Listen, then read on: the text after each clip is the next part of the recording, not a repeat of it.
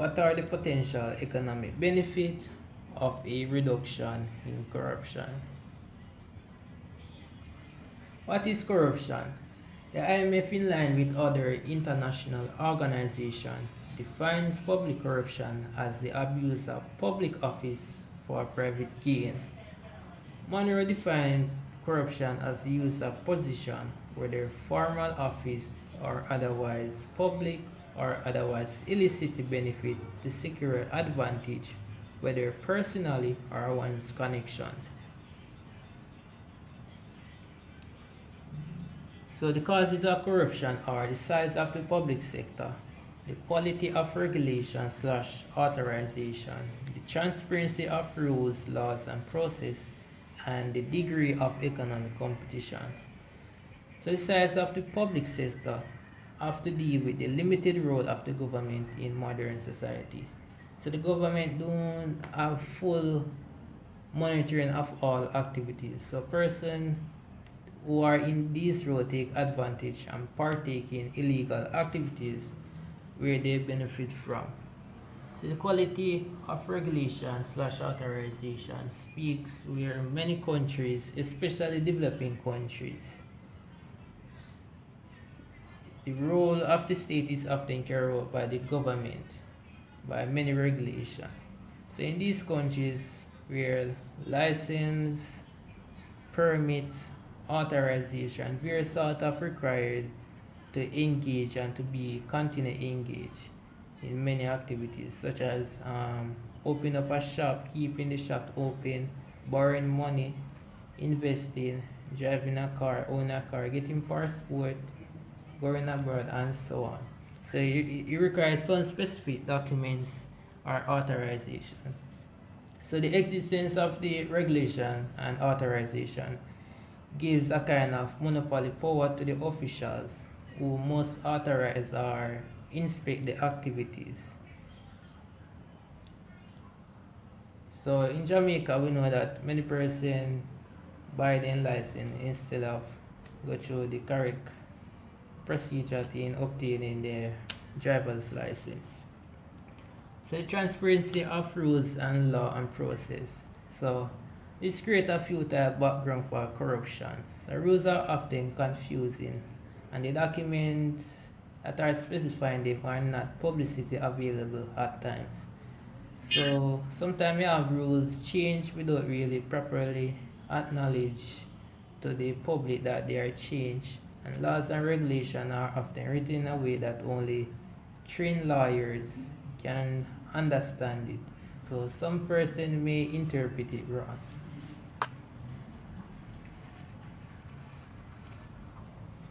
So ways to reduce corruption.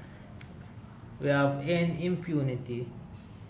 We have reform public administration and finance management. We have promote transparency and access to information. And we have empower citizens, and we have close international loopholes.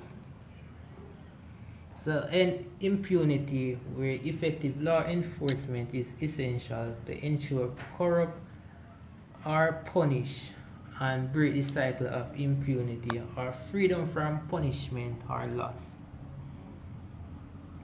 So the reform public administration and finance management, where reforms focusing on improving financial management and strengthening the role of auditing agency, have been many countries that achieve greater impact than the public sector reform on curbing corruption.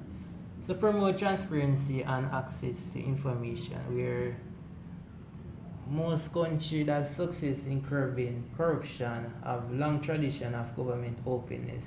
So the freedom of press and the transparency with the access of information, which increase the responsiveness of the government bodies while simultaneously having a positive effect on the levels of public participation in a country.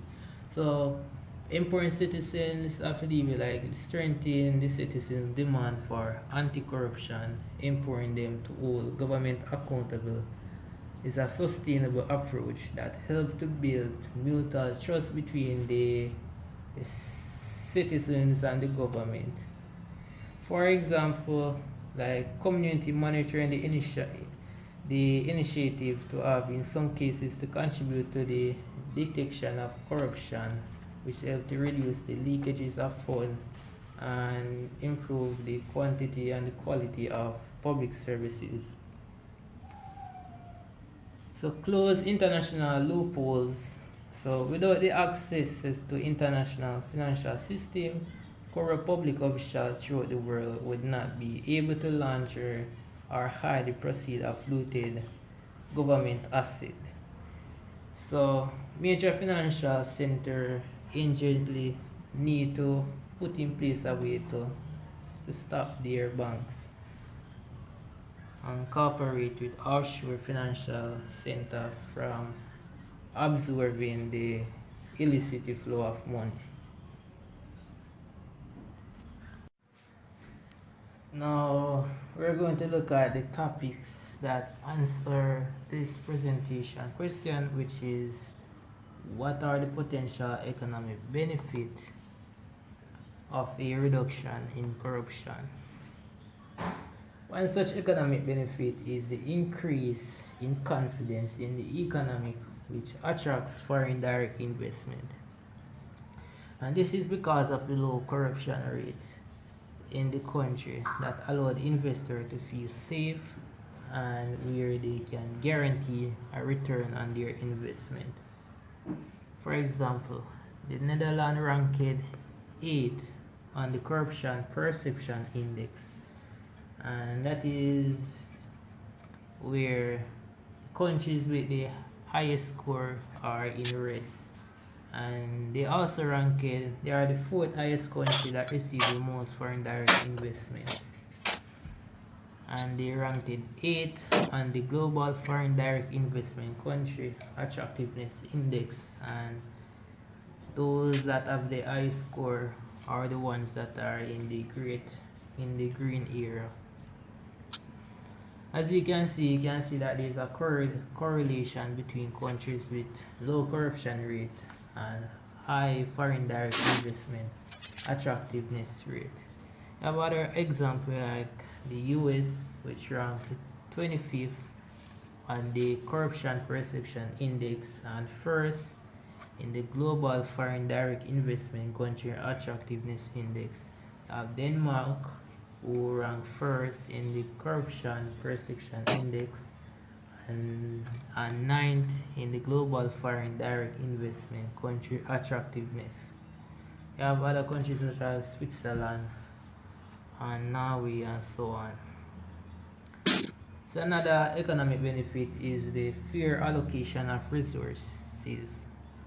So if contract can go to the most efficient producer rather than the highest bidder, where market failure might occur.